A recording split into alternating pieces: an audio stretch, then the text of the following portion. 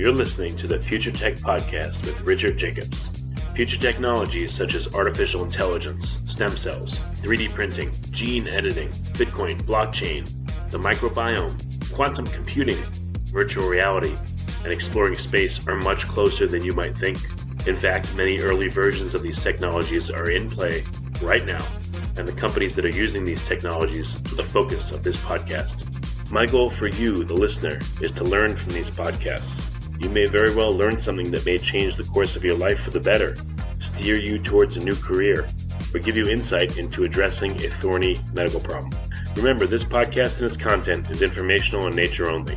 No medical, tax, legal, financial, or psychological advice is being given. If you've enjoyed the podcast, please listen, subscribe, like, and tell your friends about it. Thank you.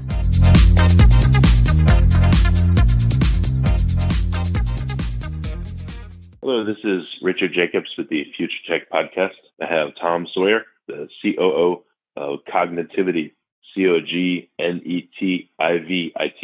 Cognetivity.com. So, Tom, thanks for coming. How are you doing today? I'm doing all right. Thanks for having me on, Richard. Yeah.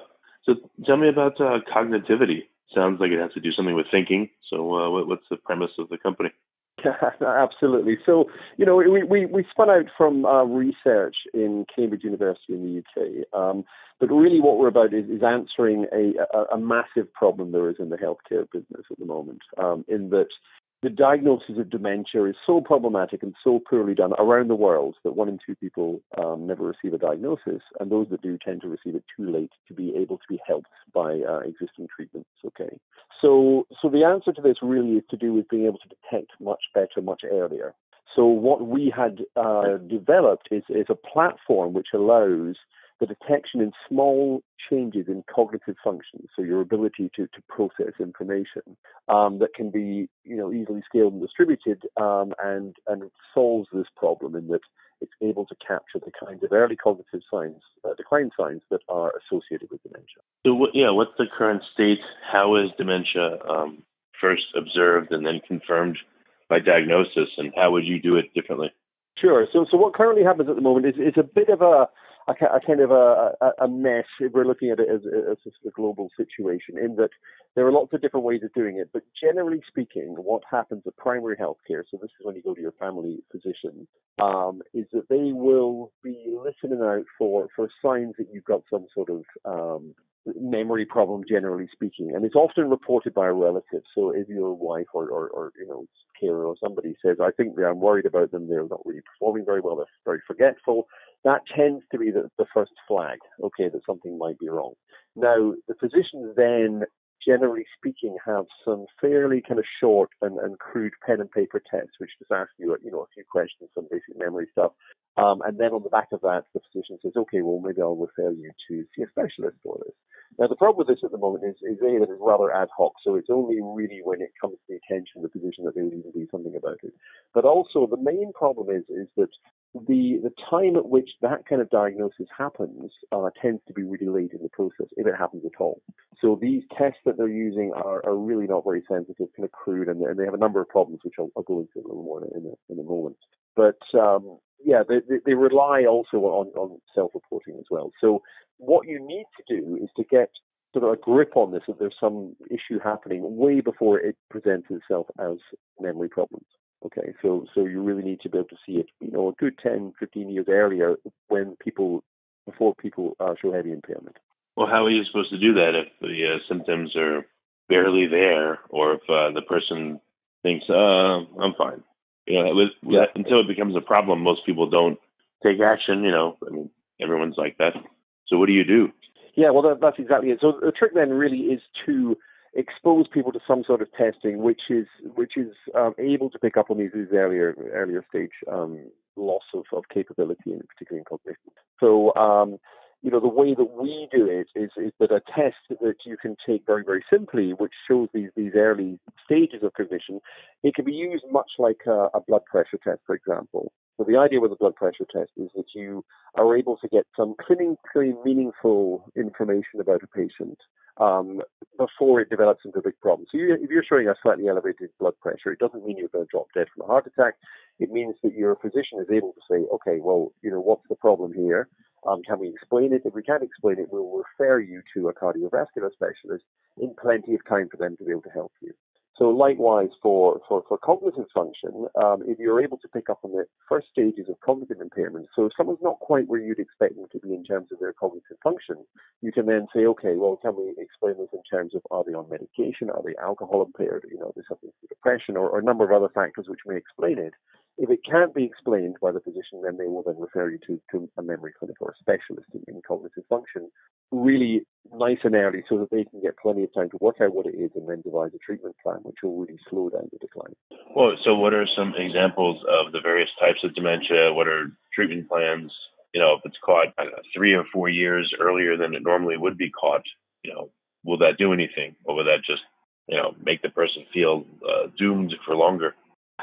Yeah, absolutely. It's a very good question. So the situation in diseases like Alzheimer's, and we use Alzheimer's as an example here, there are no disease-modifying drugs available for Alzheimer's yet. And the pharma industry is throwing billions of dollars at this because they really know that if somebody gets in there, it's a massive growing market and all these things are unmet need. But despite that, there are a number of things that specialists can do to help basically slow down the rate of decline. So there are things to do with diet, about behavioral changes. There are some drugs which treat the symptoms, which are effective at certain times in the disease. So these things combined can effectively slow the rate of decline, which basically extends the useful or functional life of the individual. So what tends to happen at the moment is someone gets a late diagnosis, so they're like moderate to severe Alzheimer's. It causes a massive problem in terms of the administration of their estate. It's a bombshell for the family. And they tend to end up in residential care quite quickly. And that is the really expensive part of healthcare provision, is this residential care. If you detect it much earlier, you can offset that requirement for residential care by a significant amount of time.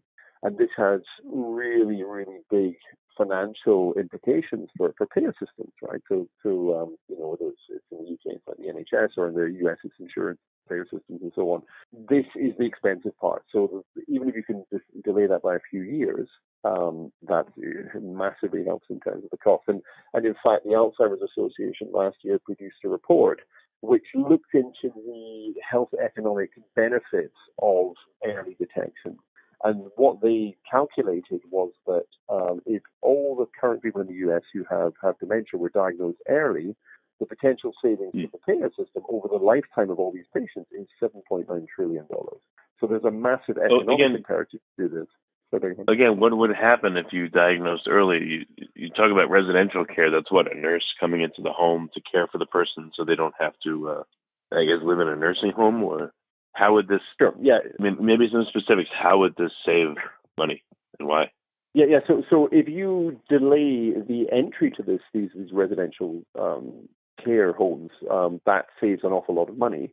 So what is actually done are behavioral changes, lifestyle changes, mental exercise, and a certain amount of drugs will allow this to happen much later, this requirement for residential care. So, like I say, basically, you increase the useful or the functional lifespan of the person. So this final decline into where people can't really look after themselves is much delayed.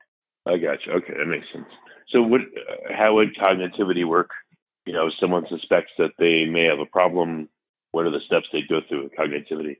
Sure. So what we developed is this cognitive testing platform, which has a very simple premise at the heart of it. So basically, you are shown very short duration images, and you have to say something about the content of these images. Okay. Now, these are, in terms of experimental work which we've published to date, are actually pretty good at picking up on what we call mild cognitive impairment. So this is the pre-symptomatic dementia phase. Now, MCI, as we call it, is really the kind of holy grail in terms of both treatment and clinical trials, and also in terms of detection. So you're picking up on people before they are demonstrating full-blown symptoms. Okay. Now this happens, 10 to 15 years before you're really showing, coming up and being diagnosed as a full-on Alzheimer's patient. So what's required then is that you take the test earlier. So what happens with our platform is that you are able to do this visual test on an iPad or on your phone. Actually, we have it developed for it, but primary clinical application is on an iPad. So the ideal situation would be that if you are let's say over 55 years in age, whenever you go to see your physician, you would be able to take this test, in the same way that you would have a blood pressure test or a cholesterol test. The results would then be reported to your physician so that when they examine you, you go to your consultation, they're able to say, okay, well, you're in the normal range for cognitive function for someone of your age, okay? And if you aren't, then let's look into it. So what we would propose is that people are able to do this test on a regular basis, if they're in an at-risk group, which is primarily an age factor, but there are other factors that you would take into account. All right, so this test will evaluate the fact that they may have an issue or that they do have an issue.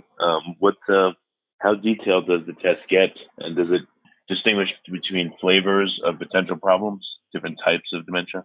Sure. So, the first application is really, like I say, like the blood pressure test, in that it is not specific. So we're not saying that you would do the test and then a light would flash and it would report you as being an Alzheimer's patient. It would say that your brain is not processing information in the way that we might expect. Now, there could be a myriad of reasons for that, such as, like I said, drug or alcohol impaired, you've been suffering from lack of sleep, you could be depressed, there could be other reasons for it. So that allows the doctor then to make a clinical decision based on this in the context of everything else. So your cognitive function is not where it should be. Let's look into why. I can't explain it. Then I would send you to be referred to a specialist to work out really why. So, this is kind of why what we offer fits in pretty well into the healthcare system, because it doesn't require change in what people do. It just allows them to be much more effective at doing it. Okay, so we basically replace this kind of ad hoc and insensitive way of detecting people with our platform, which is able to pick it up much, much earlier and with much greater degree of confidence that there is an issue. Okay, so that's stage one. Now, where this goes ultimately is really in the data side. So we use AI in order to improve the training of our platform. So as we grow our data set, i.e., we are able to measure the pattern of responses of people who we know what category they're in, so whether they're MCI patients, mild Alzheimer's patients, and so on, look at the pattern of their responses and then use our AI technology to say, okay, well, they could look like they're likely to be like this, which would then help the clinicians to make a diagnosis. Now, we can then train this platform with more and more data and also for different conditions. So not only would we expect that an Alzheimer's patient would be able to be, we would have a rough idea that this is maybe what the problem is, we can use it for other things. So we've done a study into MS already. There are a number of other diseases or conditions that we might be able to do this with, for example, concussion or anything else that has a measure of cognitive impairment associated with it. This seems like a really tough thing because, it seems like you would need years and years and years of data to confirm that it actually is a signal and it can predict it. How do you go about something like that? How do you really know that it's working, and how do you fine tune it as well?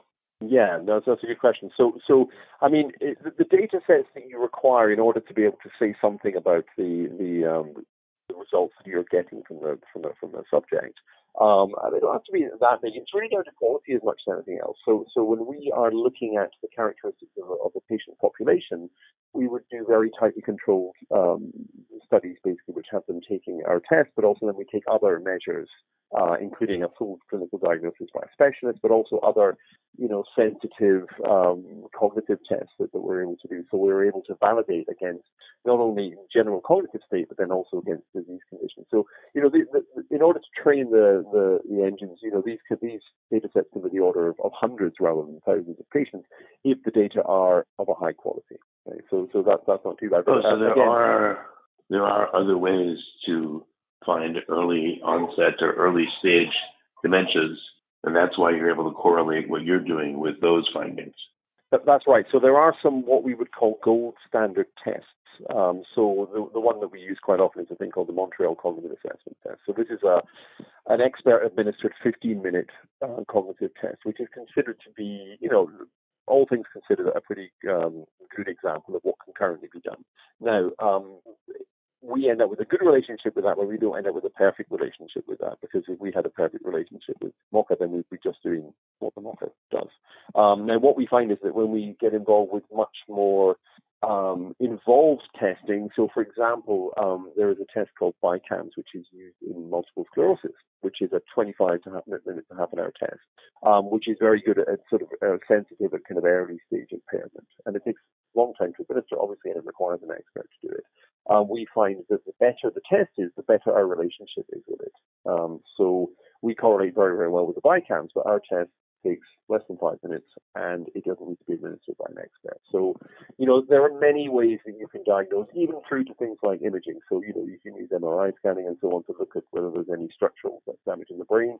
You can do biomarkers from spinal fluid. All these things are combined a very, very sure way of telling whether you've got, for example, Alzheimer's, so a neurodegenerative disease. And they're extremely expensive, they're very invasive, and they are not suitable for a wide population to be administered to them. So that's where you end up if we're trying to work out what's wrong with you, but we want to make sure that we're only doing those tests on people that we are pretty sure we should be doing them to.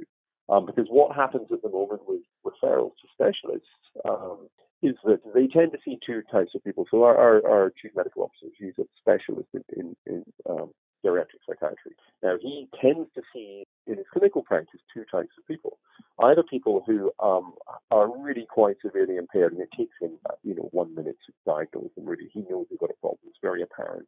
It doesn't take a massive amount of his expertise to work out what's wrong with them. Or he gets people who they've forgotten maybe they've lost their keys a few times, or they think they might have an issue. So this is a group of people we call the worried well. So they will insist on being referred to the specialist. So they'll go to see the specialist. The specialist will run the full sort of bank of tests on them and find that there's nothing wrong with them, and they shouldn't have been there in the first place. So this kind of lack of efficiency is a very big expense in the system, in that there are thousands of dollars worth of tests that need to be done in order to give someone the all clear.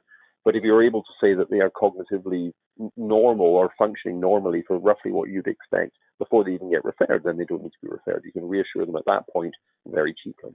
What kinds of dementia or mental issues does your test seem to be good at, and which ones is it weaker at versus the gold standard? Yeah, so our test is actually very good at detecting the early stage stuff. So what our test does is it takes a very objective measure of how quickly your brain can process complicated information in a timely and accurate fashion. Okay, so any condition that has a degree of cognitive impairment, our test will pick up on it, because it's literally reporting how quickly you can deal with information, the complicated information. So it doesn't really have any weaknesses. Its strengths are definitely in the fact that it seems to be, from the experimental work we've done, very good at picking up on these kind of early and small changes in people's cognition. And actually, that's where it needs to go. It is not hard to pick up on severe impairment. There are many ways to do that. There's no lack of efficiency at that. It's really at the other end you want to go for. So, and that seems to be what our test is particularly adept at doing. So that's good. And just another sort of point I'd like to make about that, because I've talked about how we can compare a subject's results with populations that we know about. So you can say, okay, well, for your age, you are roughly in the normal range. So that's fine, and that has a very big role to play in diagnosis. When it gets particularly interesting is if you're able to work out where somebody performs relative to themselves. So our system is very good for this, because you set a baseline, you get a sort of a section, a group of scores that you take on the test. And if you keep taking it periodically, it will tell you where you perform relative to yourself.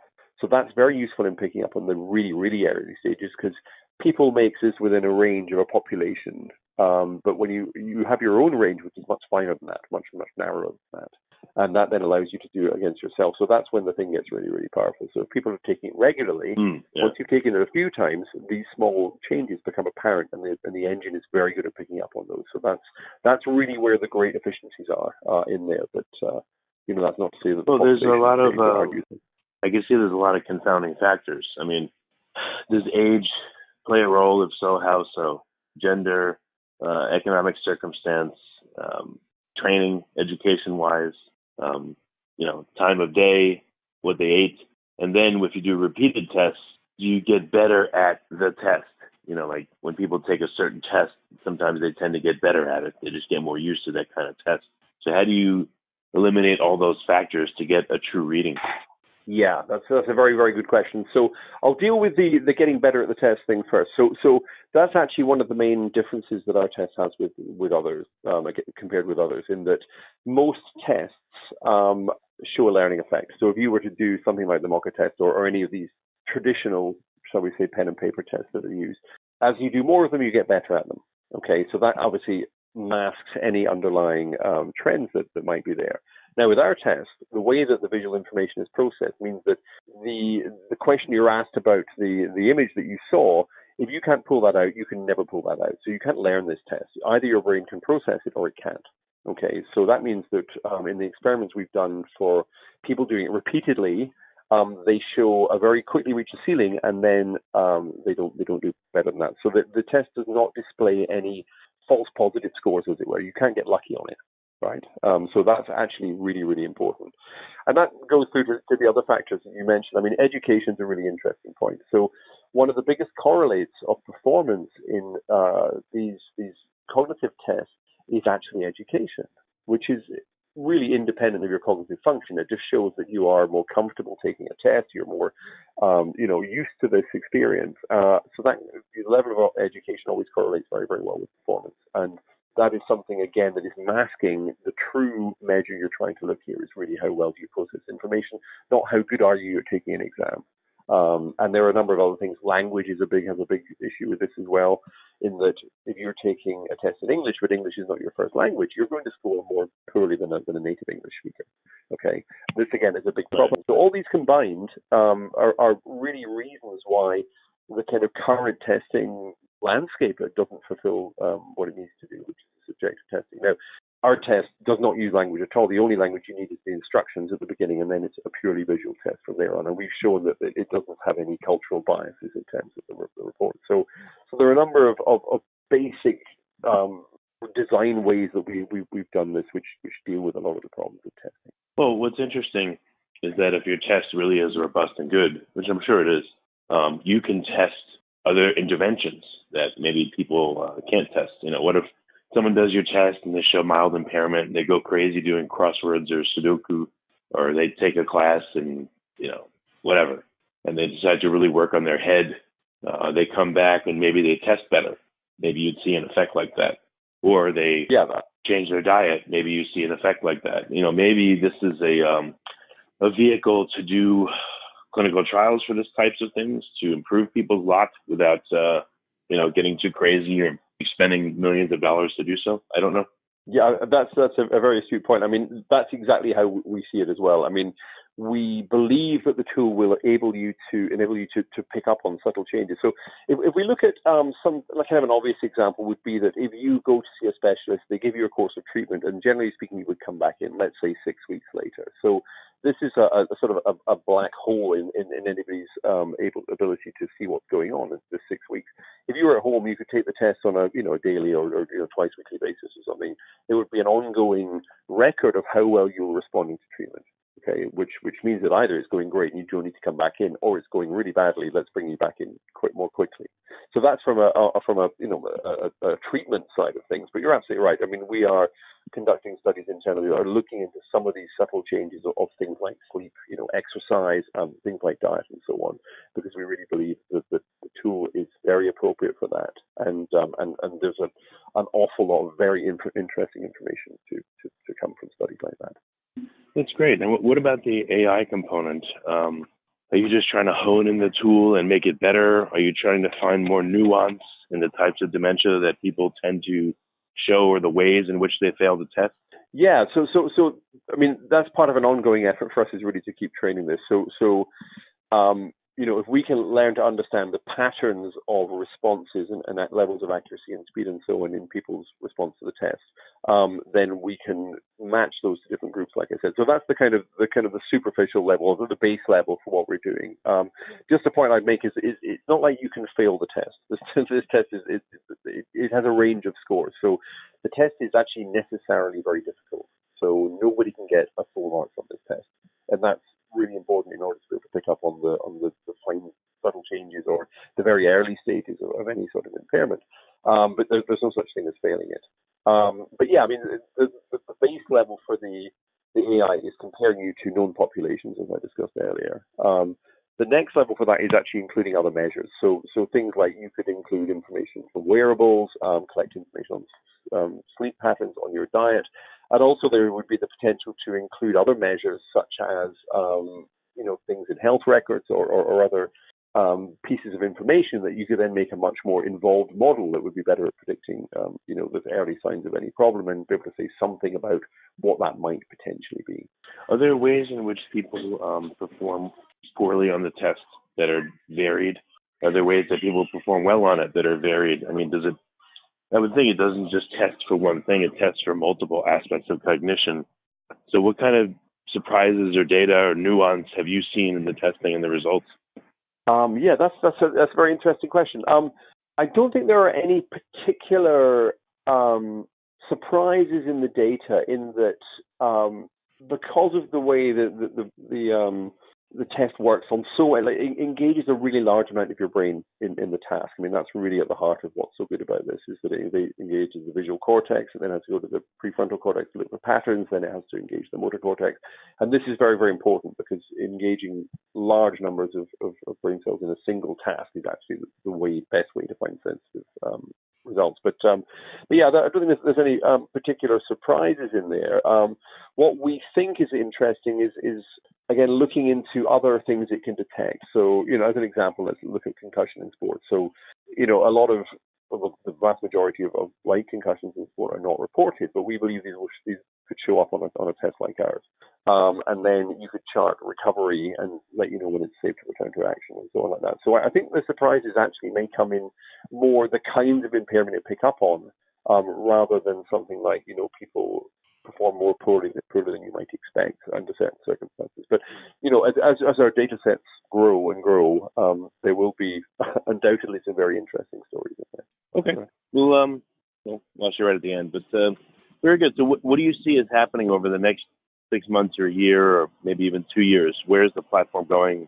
What are your hopes or goals or metrics for it? Yeah, so I mean, one of the main things that we're working on at the moment is really our regulatory studies. So what's important or necessary when you go to have a product, a medical device or software or whatever, that is to be used in a clinical environment, i.e. by doctors, you have to do clinical validation, and that's really dealing with the FDA. So we are currently going through a trial which will allow us to submit to the FDA to allow the platform to be used in clinical environments, so used by doctors. So that's an ongoing process. We would expect that would, hopefully complete around the end of the year.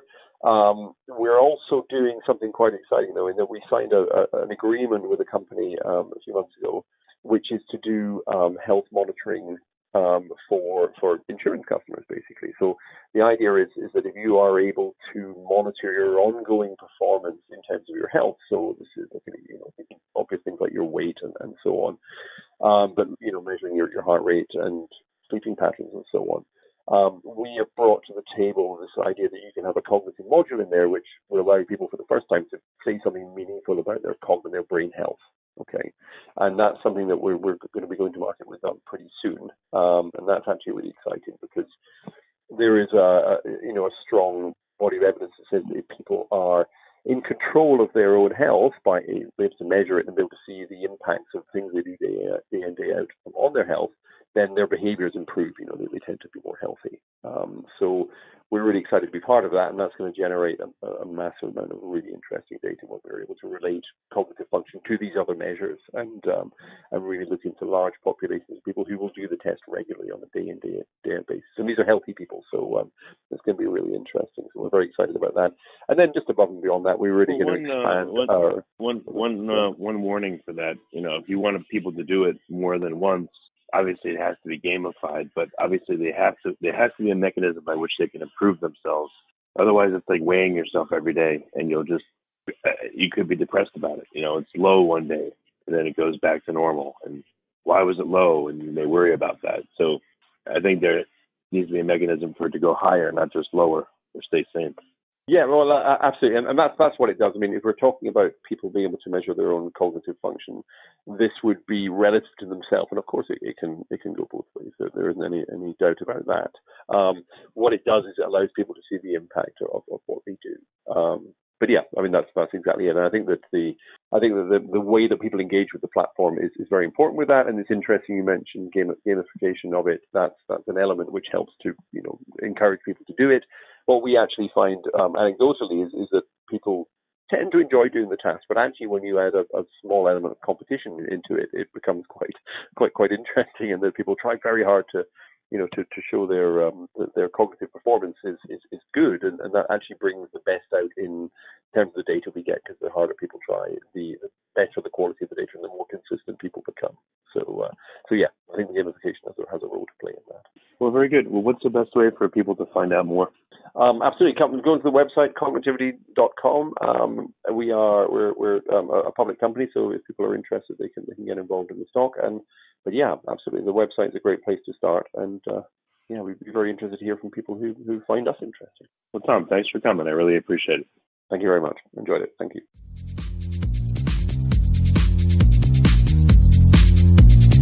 You're listening to the Future Tech Podcast with Richard Jacobs. Future technologies such as artificial intelligence, stem cells, 3D printing, gene editing, Bitcoin, blockchain, the microbiome, quantum computing, virtual reality, and exploring space are much closer than you might think. In fact, many early versions of these technologies are in play right now, and the companies that are using these technologies are the focus of this podcast. My goal for you, the listener, is to learn from these podcasts. You may very well learn something that may change the course of your life for the better, steer you towards a new career, or give you insight into addressing a thorny medical problem. Remember, this podcast and its content is informational in nature only. No medical, tax, legal, financial, or psychological advice is being given. If you enjoyed the podcast, please listen, subscribe, like, and tell your friends about it. Thank you.